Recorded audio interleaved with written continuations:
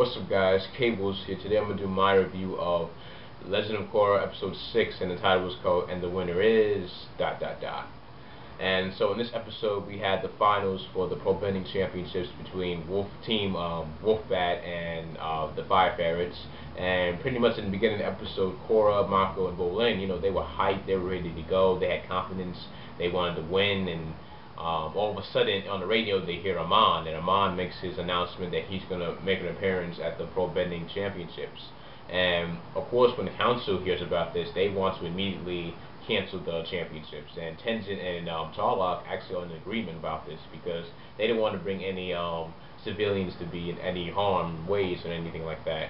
And I really think that in the council, they're pretty pressured now with this threat with Aang and the Equalists, because any decision they make could affect the Amon's amount of power that he has. Because if they make a certain rules and stuff with the vendors of Republic City, and then kind of makes the non-vendors of Republic City feel like second-class citizens, then those citizens are going to riot, and they might join Amon's cause, and that's going to further increase the power of the Equalist group.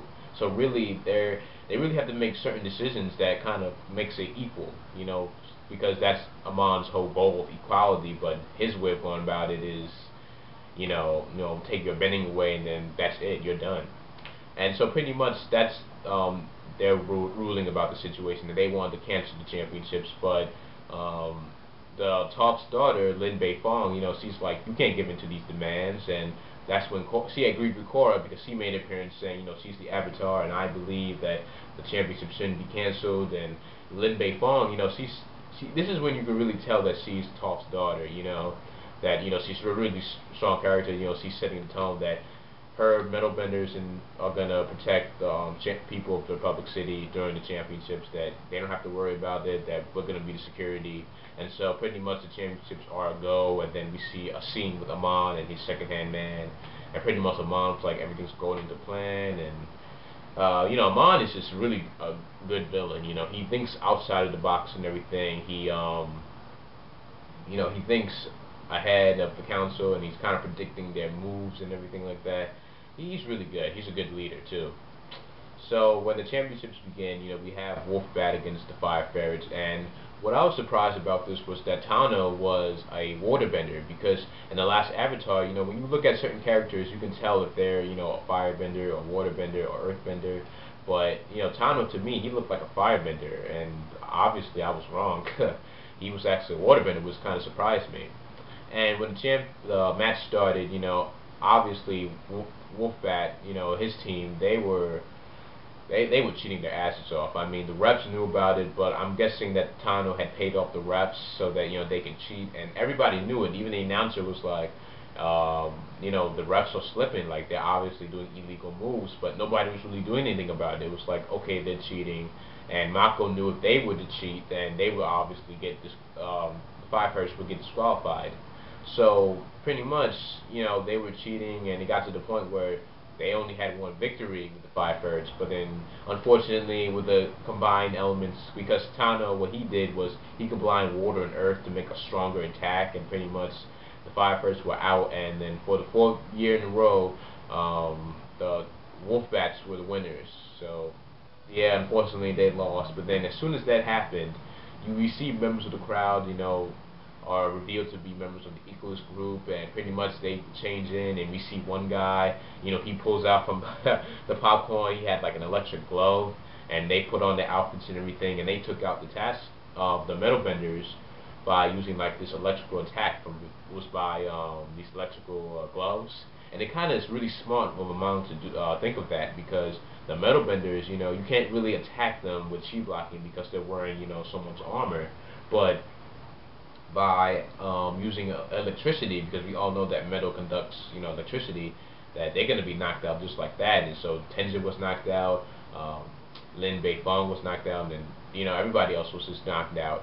And then that's when Aang made his appearance with a few of his henchmen, and he basically grabs a mic, and pretty much actually before he does that, he takes out Wolfbat, and pretty much he takes away all their bending. And he makes an announcement talking about how, the revolution has begun, you benders are not safe, and that he he rallies, his equals members that we have the power, that with these electrical gloves and this technology that we are gonna be on par with the benders. And all the benders, like the crowd was just scared. They were like, oh man, this guy is real.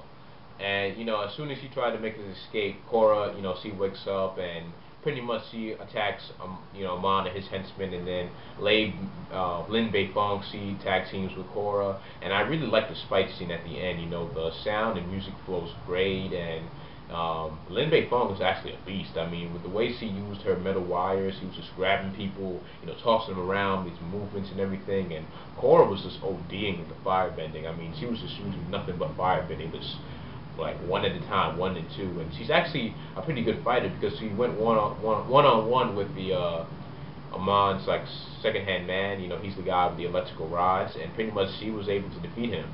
But unfortunately, Amon had escaped, and Tenzin at the end, he realizes that this is coming to a war now between Equalist and all the vendors, and that Amon's resources ever growing, and his numbers are growing. That the Equalist group, they're a legitimate group now, and that's pretty much the end of the episode. Now, my whole thing with this episode was that when Amon made his appearance, we did not see Asami or her father, because in the beginning of the tournament, we saw that they were in the stands. They were up top of the arena, and we did not see Asami or her father at all. And I believe that Asami's father could be the one funding the Equalist group, because with all this technology they're getting and the resources and the supplies, I really do believe it makes you wonder who's like giving these guys all this money, because I'm pretty sure Amon is not like rich or anything like that, but they're getting money from somebody, and I think he's one of the prime suspects, Asami's father.